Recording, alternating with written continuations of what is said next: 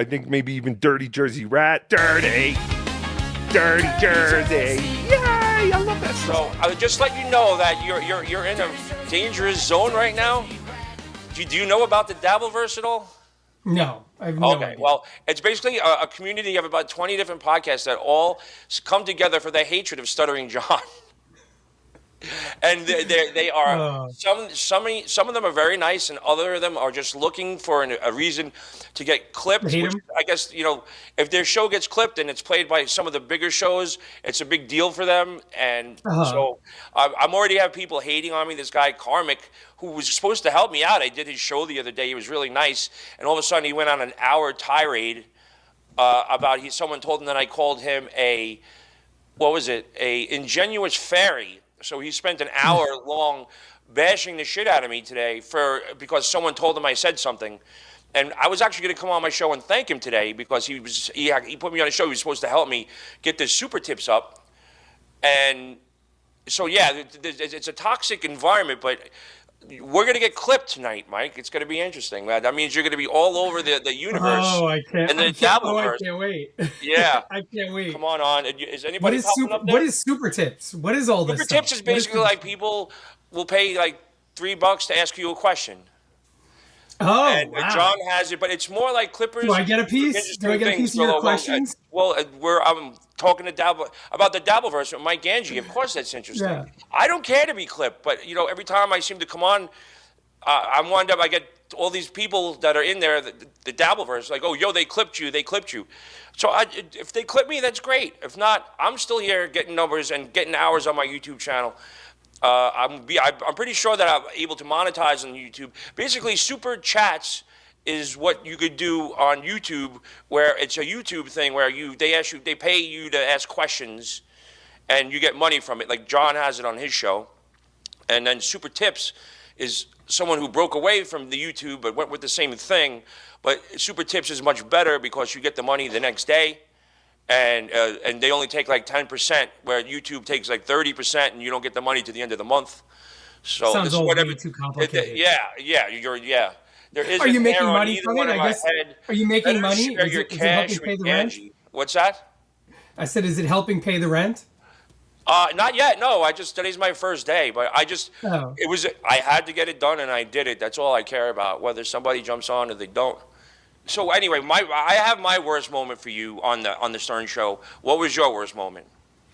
Well, tell me yours first, and then I always hated this because it wasn't your fault, but it was when you sent the wrong tape to, I guess, was it a rabbi, and it turns out it was something filthy or dirty.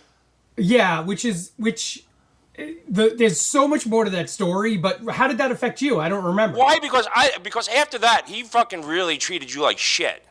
Well, yeah, that's true. I know.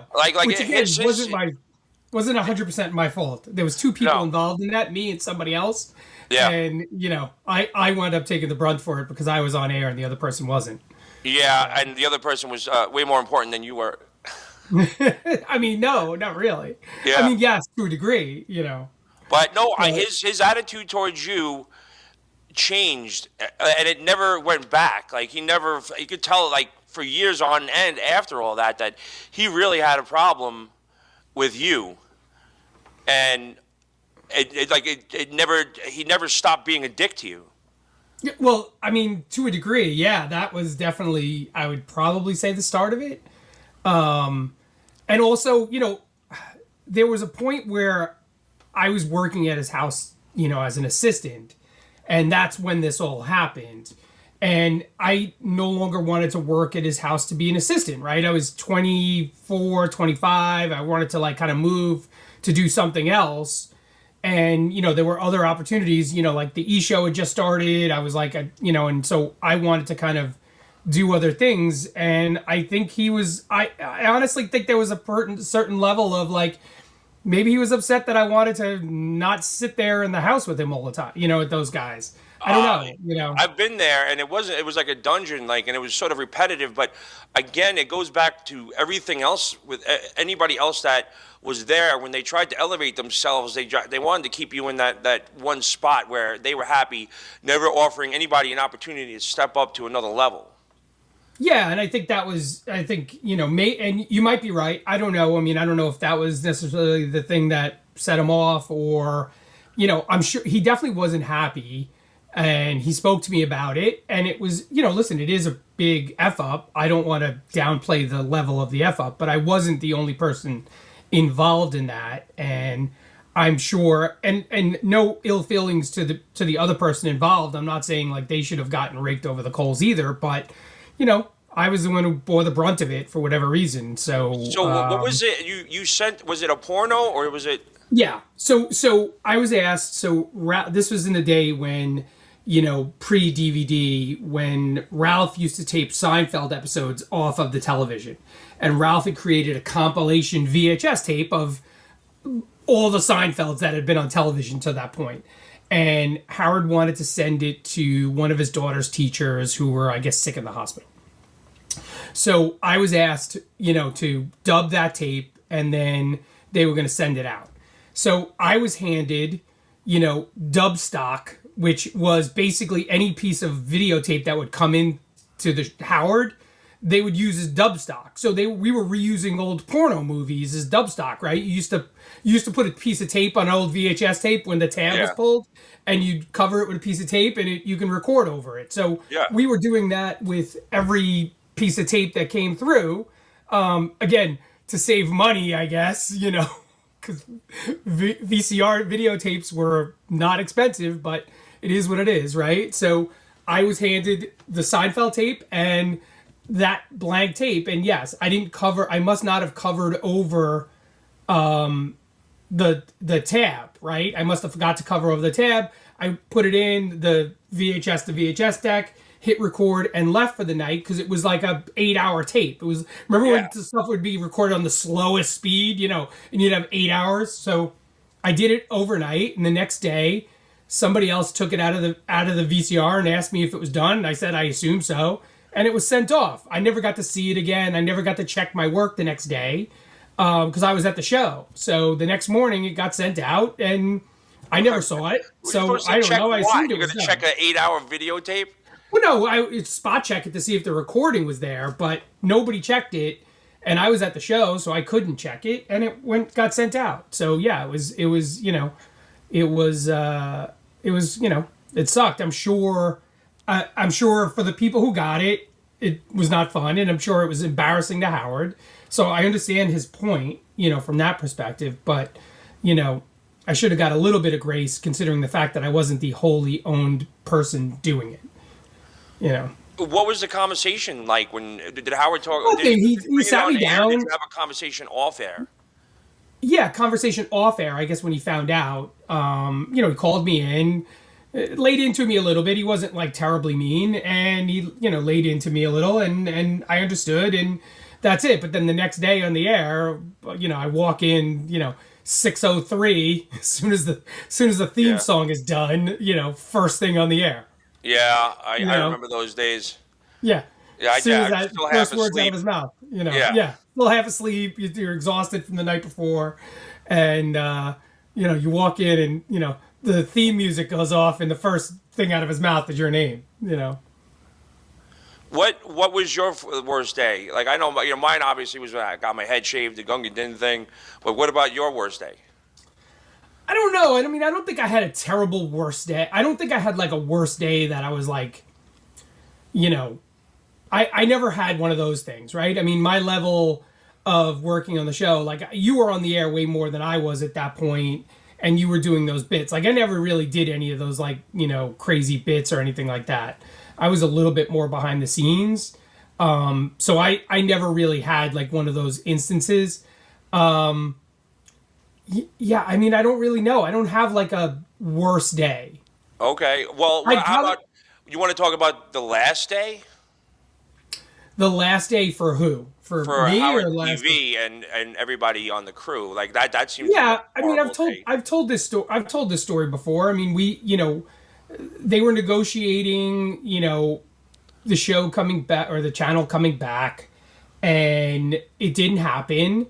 And we found out, that it wasn't happening by Howard announcing it on the air, which is par for the course, and then it was, it was just an odd ending at the end. It wasn't like a, hey, you know, thanks for 25 years of working here. It was just kind of like a, hey, see you later kind of thing. These people are brutal. Somebody just wrote, now I'll give you a funny story.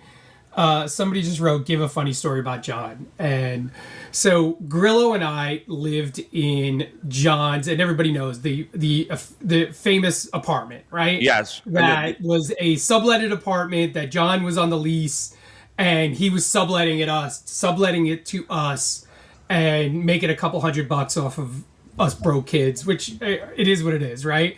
But I lived in what was John's old room.